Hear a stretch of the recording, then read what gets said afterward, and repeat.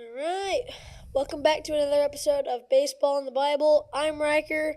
I'm here with my father, flaunting his legs. If you're looking directly at the camera, you may need to wear sunglasses because the white legs are out. It's a nice, warm day here in Dallas, In Texas, the middle of the middle of winter. February. So, the legs are out. And, I'm here. I'm back. Until we can get another guest to replace me, I'm still here. Also, you're my father, so I can't fire you. Yeah. How are you doing? Doing good. You? I'm doing well. All right. We Doing just said well. hi on camera. Yeah. So it's Baseball it's the middle of season. February. It's baseball season. Baseball season's firing back up. Let's go. Yep. Got to get out on the actual field recently and got out of the facility.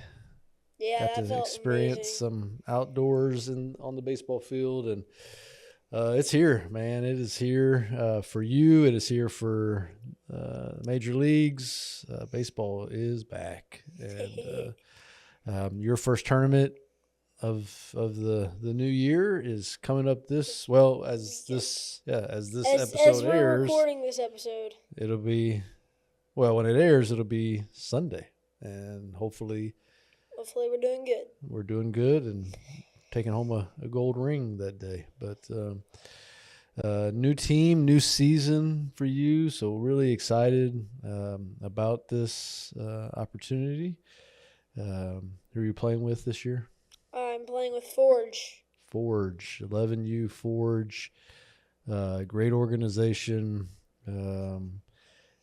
great teammates, great families, which is always a tricky part of any of these teams. And so we're excited about it and excited to kind of document this journey as we go through this year and keep the viewers in the loop as to how it's going.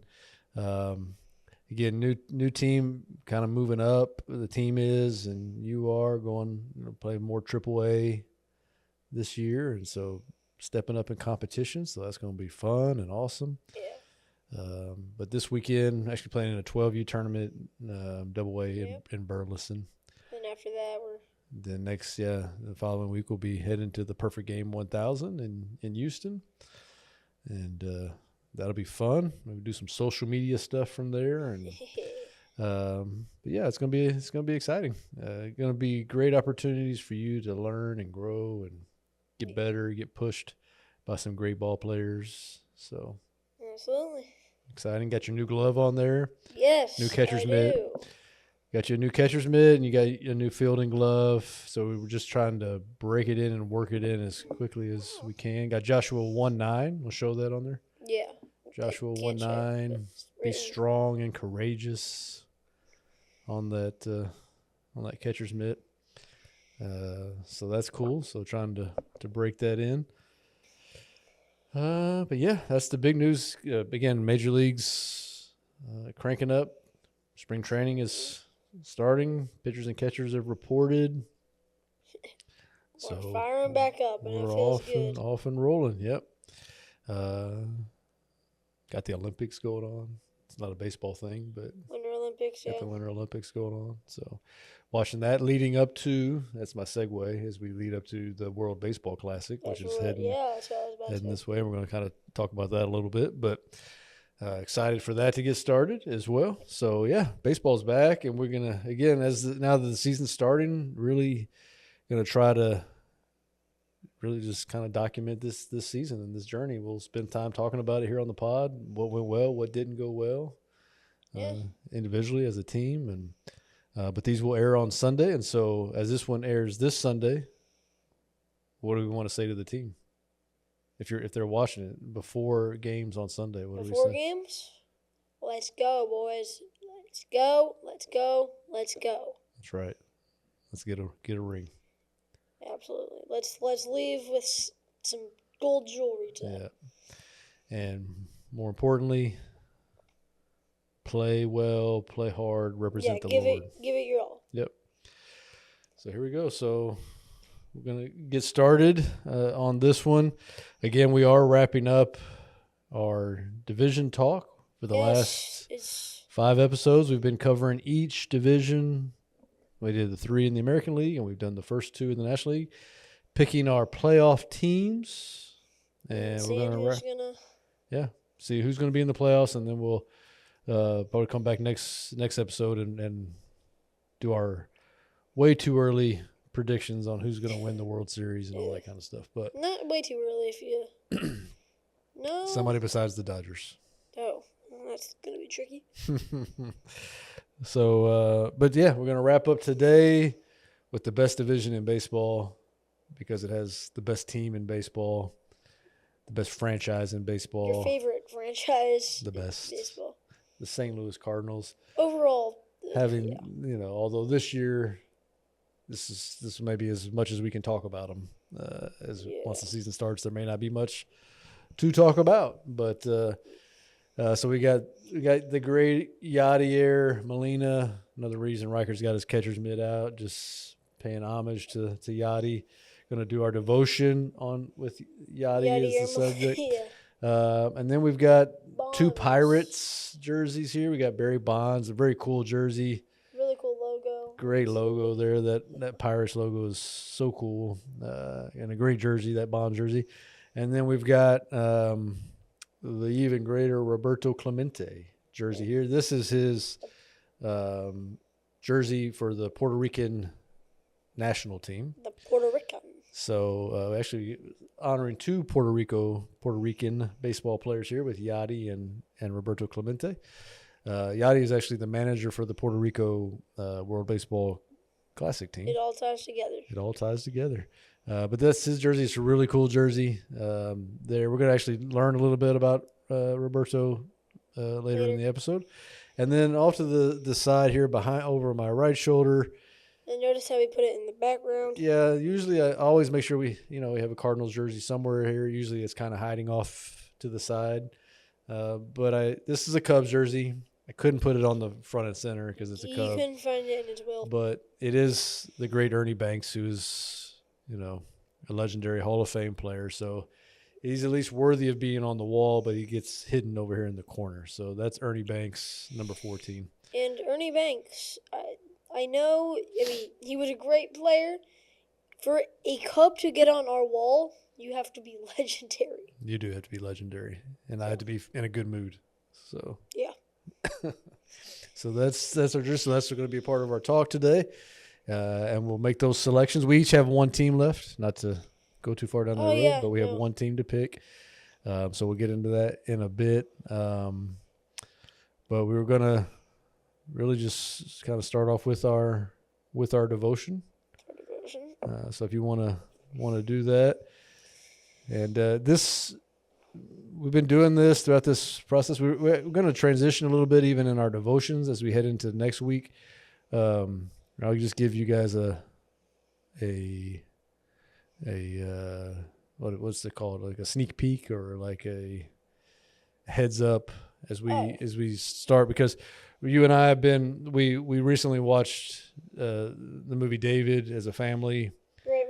Great movie, and out of that there was a lot of questions about David and things that. So we started going through the book of. We're going to go through the book of 1st and 2nd Samuel. So we're going to bring that to the pod, that discussion, as we work our way through 1st and 2nd Samuel as part of our devotion talk heading forward, and then we may bring this book back because there's just a lot of cool devotions in there. But we're going to take a little pause on it after today's episode and pick up in some 1st and 2nd Samuel talk. But today it is on Yadier Molina. We've been saving this one. Yeah. So read it like with all the joy and passion that you can muster. Read it cinematically. That it deserves when you're reading about Yadier Molina. Who, by the way, well, I'll save it. I'll save it for our division talk. I'll just save it. But let's read the devotion with Yadier. 28. Stay on guard. The verse is, above all else, guard your heart, for everything you do flows from it. Proverbs 4:23. Catcher might be the toughest position in baseball. Catching the ball is just the start. You gotta manage pitchers, call the defense, track base runners, and think 2 steps ahead. While most players get a breather between plays, catchers always have to stay on guard. If a runner breaks for home, it's on the catchers to protect the plate. One missed sign or even a moment of lost focus can flip the whole game. Not many catchers have commanded that role like Yadier Molina. Amen, brother. Widely seen as the best defensive catcher of his time, Molina threw out nearly half the runners who dared steal a base from him. He anchored the St. Louis Cardinals defense for 19 seasons, helping them win 2 World Series and earning 10 All-Star nods along the way. Just as Molina stayed ready to protect home plate, God calls us to guard our hearts from the wrong influences that try to sneak in. Your heart is the spiritual control center for your thoughts, choices, and actions. What you let in, like music, stuff on TikTok, or even the way your friends talk, can shape how you think and live. That's why it matters that you feed your heart. That's why it matters what you feed your heart. If the music you listen to and the shows you watch glamorize sin, they can start to change how you think. The same goes for friends who pressure you to compromise your values. While it's important to protect your heart, don't leave it empty. Fill it with positive things that fuel your faith and bring you to life. Hang around people who build you up. Throw on some worship music when you need a reset. Open your Bible and let God's voice influence your thinking. If you wouldn't let a runner steal home, don't let the wrong things steal your heart. I want that as like a quote. That final. You like that one? What does that devotion mean to you? To me, it just means it kind of comes full circle, like what you listen to, what you do, like how you spend your free time. It reflects on you. Like you can't just do something that reflects sin and expect you to still be like eventually that is going to rub off on you. And it is going to not, like, if you're going to claim to be a Christian, and don't get me wrong, we all make mistakes. Absolutely. But if you're going to be a Christian, you got to fully commit to being a Christian and get those bad habits like the shows you watch or the music you listen to. You got to get those out eventually. Yeah, it's, good things in, good things out. Bad things in, bad things out. Bad things out. He's taught me this since I was like 5. Well, it's true, and no matter what age you are, it's something we always have to guard our hearts and guard our minds, and don't. Again, sometimes it could seem like little things that don't matter, but it, like you said, eventually it will matter. If we just keep letting those little things in. It doesn't mean if you have a friend that says, words they shouldn't say, or listens to stuff that they shouldn't listen to, that you say, get out of here. I can't be around you. But you've got to try. You obviously have to. You don't want to put yourself in that situation all the time, if that makes sense. So, yeah. If you have a friend that says a lot of bad words, it doesn't mean you have to be mean to them, but maybe you don't have to sit around and listen to that either, So you want to put yourself in good situations where you're getting fed good things. Music, what we watch, what we listen to, those are 2 big areas. Absolutely. That we've talked about a lot, right? Yes. YouTube, we're airing this on YouTube, and there's a lot of cool things on YouTube, but man, there's a lot of bad things that you can get on to look for something good and go down a rabbit trail and then on, watching something that you shouldn't be watching. So, so it is something you have to be careful about, because it can you put that kind of stuff in there, it may not show up right away, but it can start to grow and take root, and some ugly stuff can come out, right? Right. So we want to put good in, right? Yeah. Who we hang around with. It's part of why we're excited about this new team. Just a lot of high quality guys, and so just a lot of good conversations that are happening there. But like you said, nobody's perfect, and you don't have to be perfect. We all can make mistakes, and that's okay. But we want to try to, as individuals, put ourselves in the best situation to be surrounded by things that are positive. You know, it doesn't even have to be bad things. It's just like if somebody's negative all the time and you start hanging around them. The sky is falling, everything's terrible. It can just change your demeanor. You know, like you want to be around people that are positive and exciting, and so you just want to feed your soul, so to speak, feed your mind, your heart, positive things. Yeah.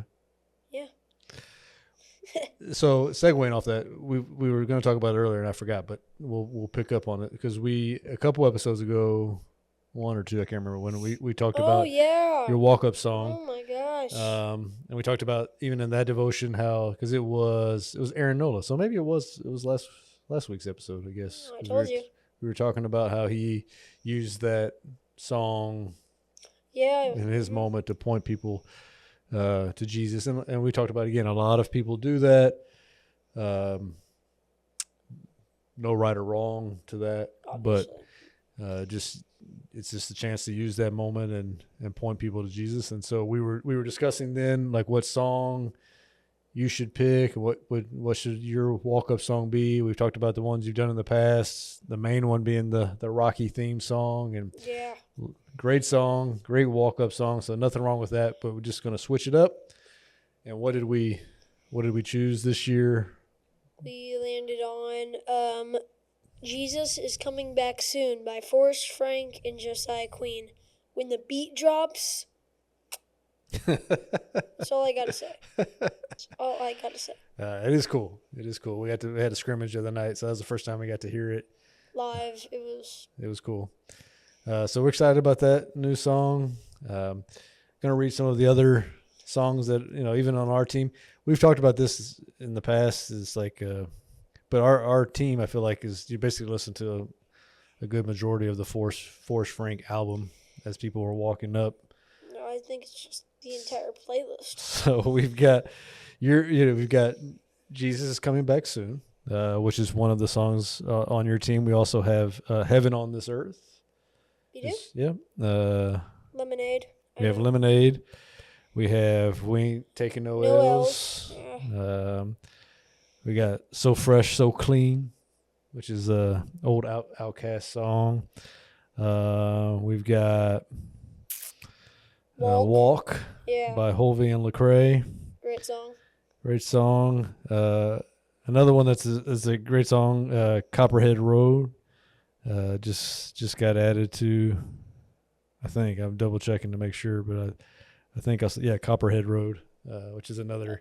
Wouldn't know that one. Oh, it's a good walk-up song. So I'm trying to look through who else we got here. Those are a couple of them I cannot pronounce. Like I can't actually pronounce them because it's in Spanish, I think. But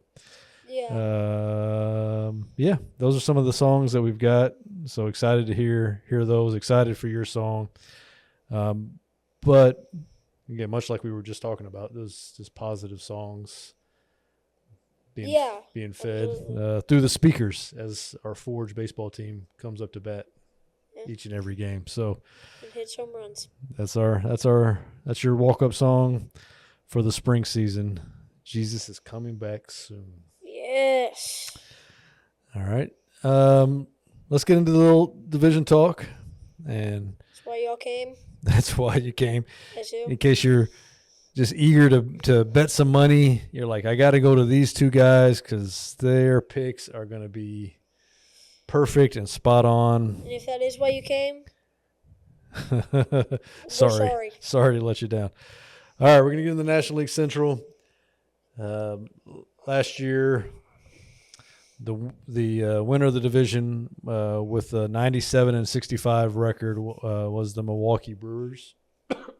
Sorry, let me get this is our new sponsor. This is a new sponsor. Please sponsor us. Please. Let me get a little drink there. Milwaukee Brewers 97-65. Cubs were in second. We're a wild card team. They finished 5 games back. Reds 83-79, 14 games back, but also a wild card team.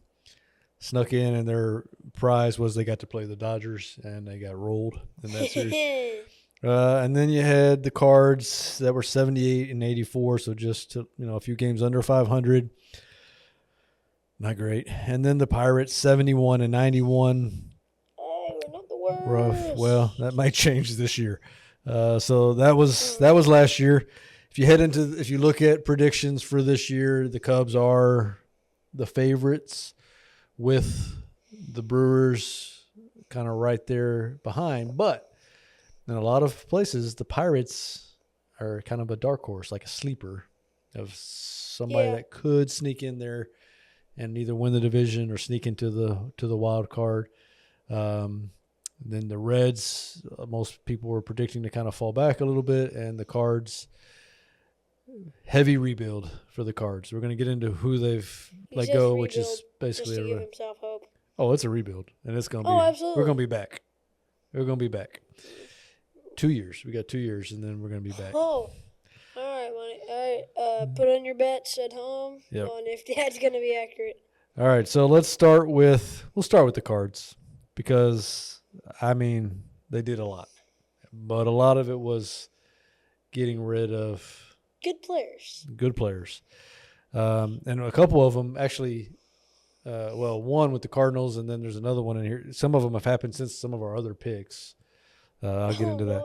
But we did get Dustin May, who we came up with the Dodgers. He was a really good player and a lot of potential, and then he got injured.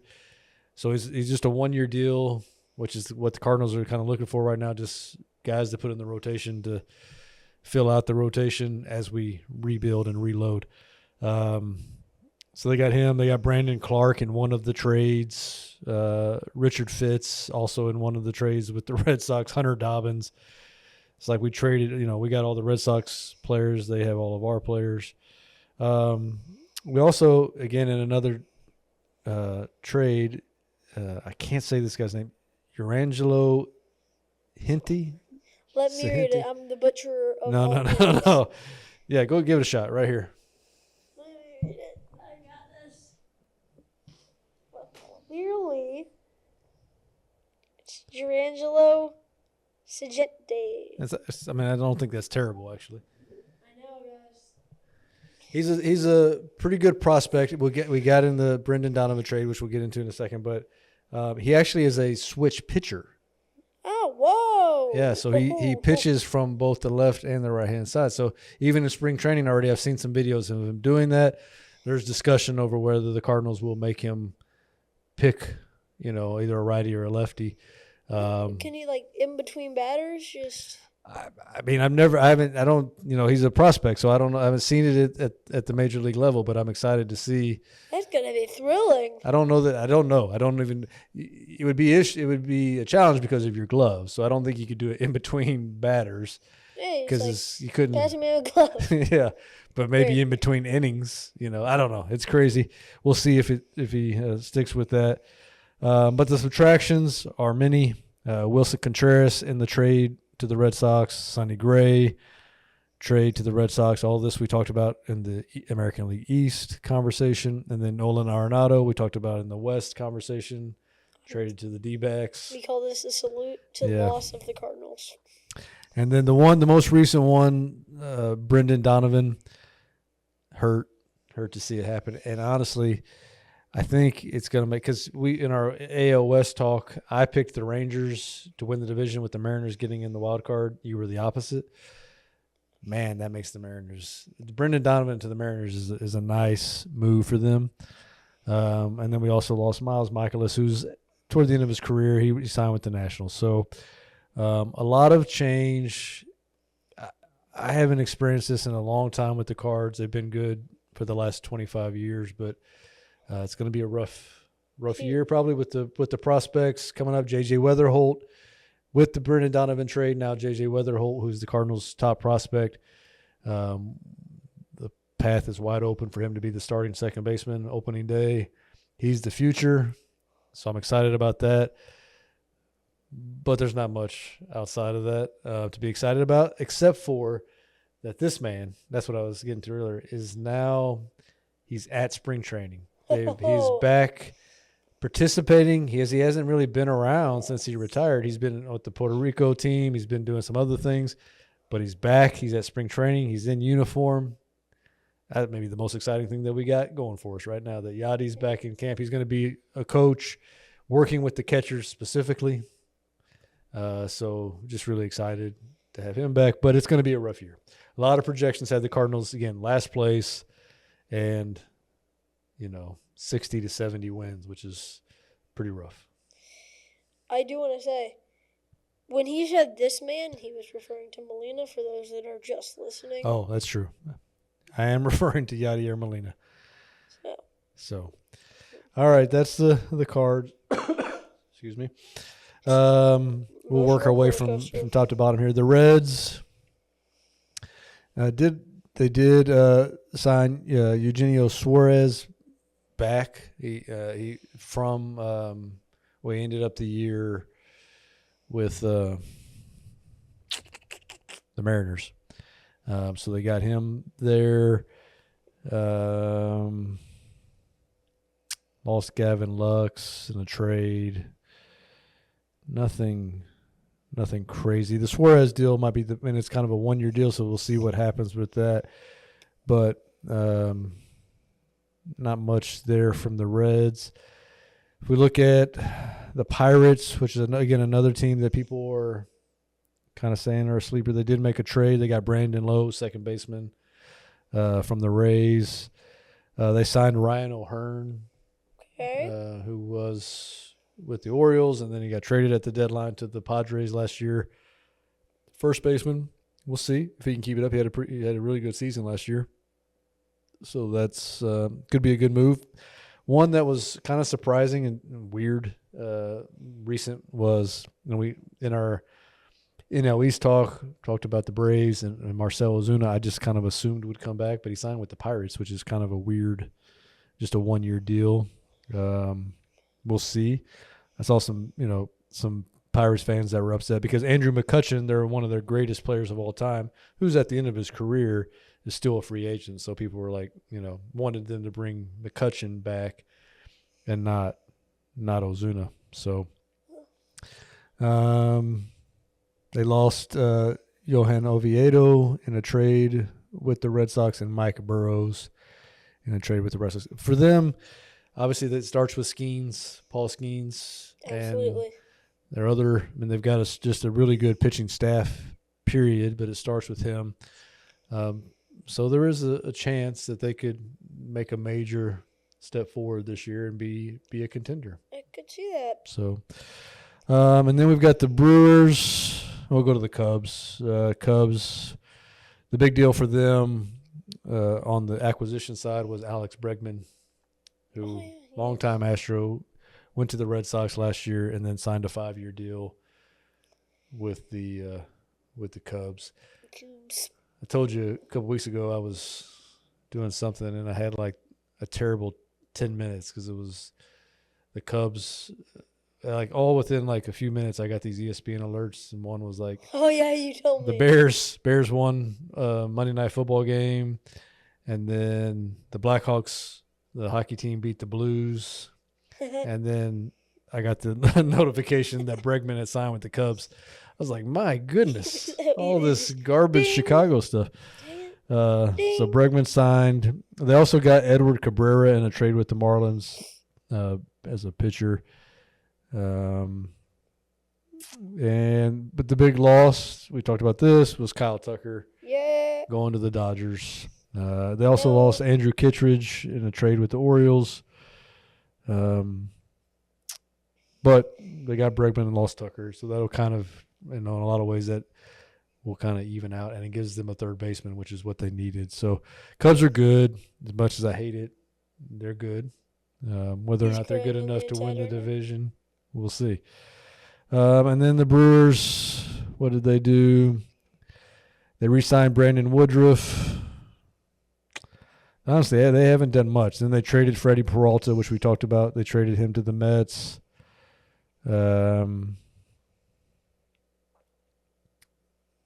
That's it. I mean, not much else of significance. They've done some things, but nothing that really moves the needle. For them, it also starts with starting pitching. So we'll see if they can have enough to. Yep, that's all I see. So there we have it.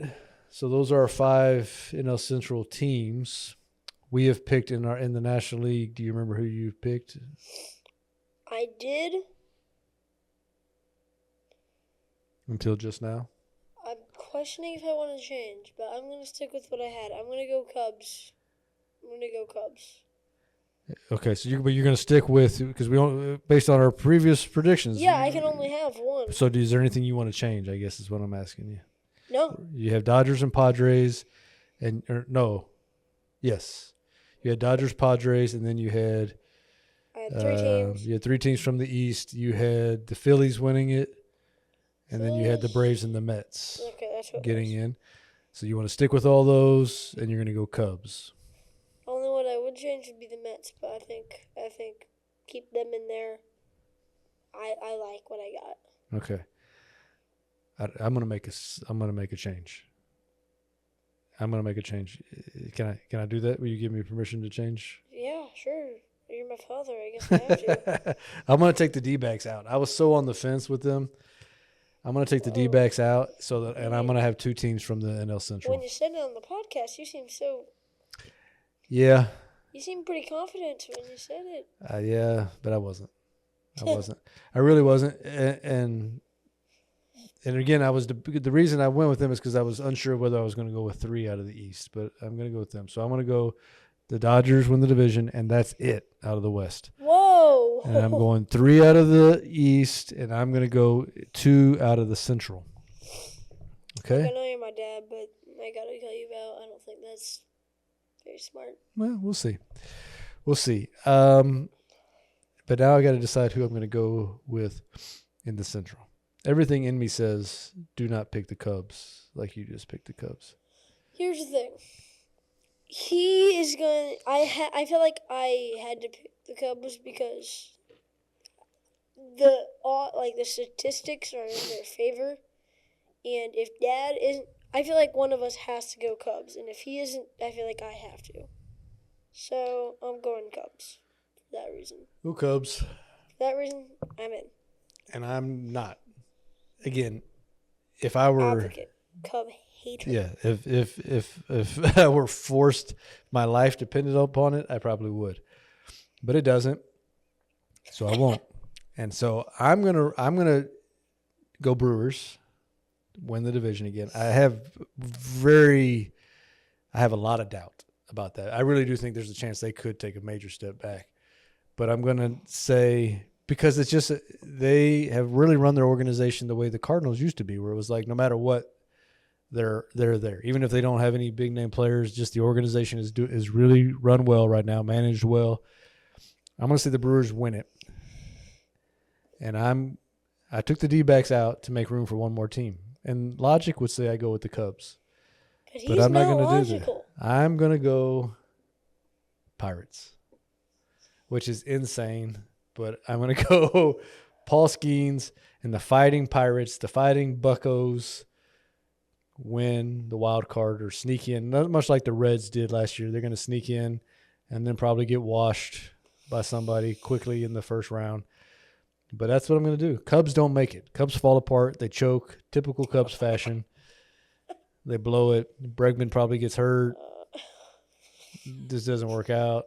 So I'm going to say, I'm going to say Brewers win the division. Pirates win a wild card. Cardinals come in third. Reds, Cubs are last. Cubs coming last in the division. Oh, my God. Ain't no way. Cubs coming last. Cardinals coming third. Surprise the world. Finish around 500. Reds a little bit under 500. Dad is going to be praying tonight to the Lord above. Lord, I just pray that the Cardinals would suffer this. That they would suffer? Yep. You mean the Cubs? Oh, the Cubs. Yeah. Oh, my God. No. The Cubs it's probably suffer. not. It's not realistic. Cubs, again, have a ton of talent and a lot of guys that drive me nuts because I hate watching them. But I'm going to still say Brewers. So that's my playoffs. I've got Brewers, Pirates, and I had Braves winning the division, Phillies, Mets, Dodgers. Those are my 6 playoff teams. Your 6 playoff teams are? My 6, Dodgers, Padres. Dodgers, Padres, Cubs, Mets, and Phillies, and Braves. Okay. And Braves. That's your 6 teams. I got my 6 teams. We'll come back next week. We'll pick our again. We don't know. We don't know seedings because we don't know how everybody's records are going to be. So we'll just pick who we think will win the National League and who we think will win the American League, and then who our World Series winner will be, and maybe who our MVPs and Cy Youngs will be. We'll make those picks too. So there you have it. Again, if you're betting money, probably go with Riker's picks, but I'm logical throwing some things out there. All right, let's wrap up real quick. We wanted to talk a little bit about Roberto Clemente. Just a great player, a great human being, philanthropist. Did a lot of awesome things. Has one of the more, if not the most important award given out to each player every year for their philanthropy, for their giving back. It's the Roberto Clemente Award. It's a high honor to win that award. But just wanted to read a little bit about him because I know we have a younger audience. You don't know much about him either. I don't. So just going to take the moment really quickly to read a little bit about Roberto Clemente. He was born August 18th, 1934. And he passed away December 31st, New Year's Eve, 1972. And there's more to that story. He was a Puerto Rican professional baseball player who played 18 seasons in Major League Baseball, all for the Pittsburgh Pirates, primarily as a right fielder. On December 31st, 1972, Clemente was killed when his airplane, which he had chartered for a flight to take and deliver emergency relief goods for the survivors of an earthquake in Nicaragua. So they were taking emergency relief to people in Nicaragua. Crashed, and he died at 38 years old. After his untimely death, the National Baseball Hall of Fame changed its rules so that a player who had been dead for at least 6 months would be eligible for entry. In 1973, Clemente was inducted posthumously into the Hall of Fame, becoming the first player from the Caribbean and second of Hispanic descent to be honored in the Hall of Fame. He is widely referred to as the Great One. The Great One. Yes. He batted right through right, made his debut in 1955 for the Pirates. Last appearance, October 3rd, 1972 for the Pirates. Career batting average of .317. 3,000 hits, right on the number there, 3,000 hits, 240 home runs, 1,305 runs batted in. Again, played for the Pirates from 55 to 72. He was a 18 years in the league, 15-time All-Star. So basically, almost every year he played. 2-time World Series champion in 1960 and 1971. NL MVP in 1966. World Series MVP in 1971. 12-time Gold Glove Award winner, consecutive from 61 to 72. 4-time NL batting champion.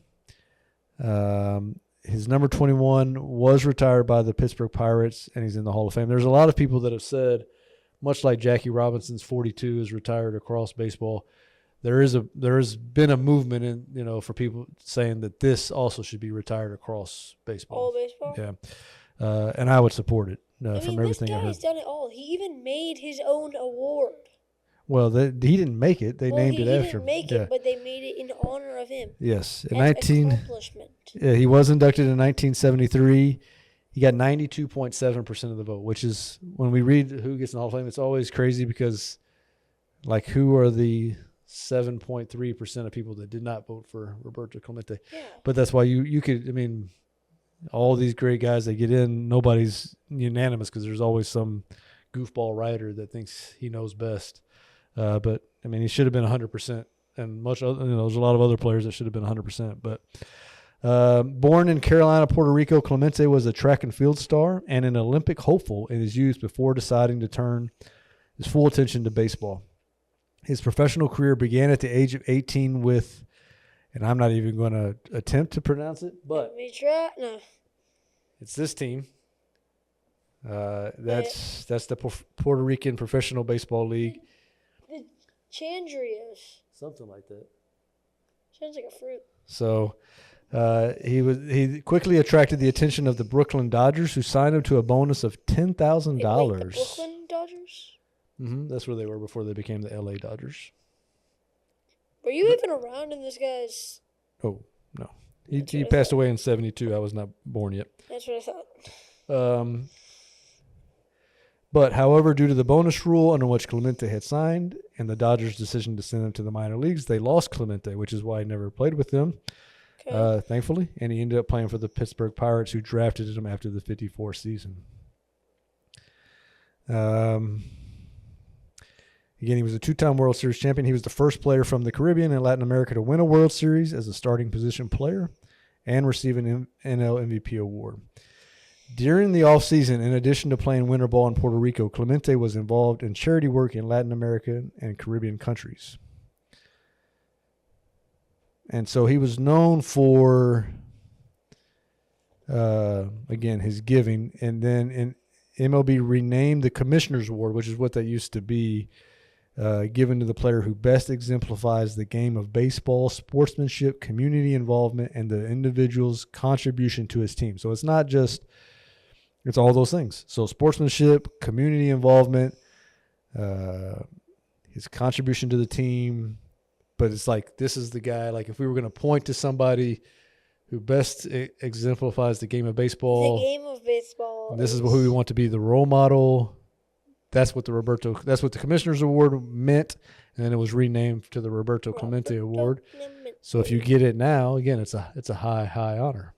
Yeah. And so that's Roberto Clemente, and just wanted to get that in there real quick. There's a lot more to him, so if you have time, Google him, look up, some of the things that he did. But just an all-time great player and person, and. I would love to see his 21 retired across baseball. I think that would be awesome. So in honor of him, I picked the Pirates to sneak in as a wild card. And that right there is how he ties it all around to hopefully get somebody on his side. Yeah. This guy did everything you can do. Yep. Like, he's just an overall great man. Yep. Like, that's just borderline. Yeah, I mean, it's just like. So, again, and for the guys that win that award now, same kind of guys, I don't remember I don't know who won it last year. I can't think off the top of my head, but Wainwright's won it. Molina's won it, which is a pretty high honor. And, again, he's maybe next to him, he would be one of the greats from Puerto Rico.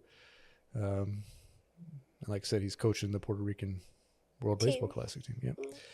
So that will coming back next week. We'll talk a little bit about the World Baseball Classic. We'll recap how your first tournament went, and looking forward to the Perfect Game 1000, and maybe do our World Series picks, MVP picks, all that kind of stuff. All right. All right. Cool. Anything else? Nothing else I got. All right. Well, pray for us. Go team, go. Go team, go. Yes.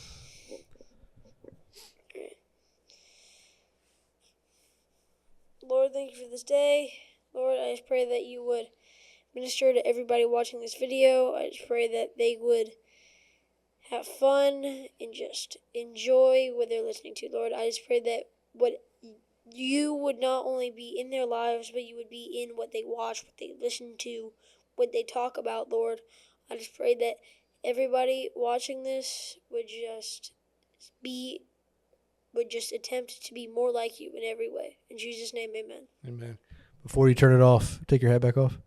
No. We got fresh cuts. I noticed as we were getting ready to pray, you didn't want to take it off. Take it off and let the world. We'll find out who stayed to the very end. If you like Riker's haircut, please comment. He's not crazy about the short haircut. But like I told him, it'll grow back. But give him some love if you've made it to the end and let him know how much you love his short haircut. All right. See you guys on the next one. See ya.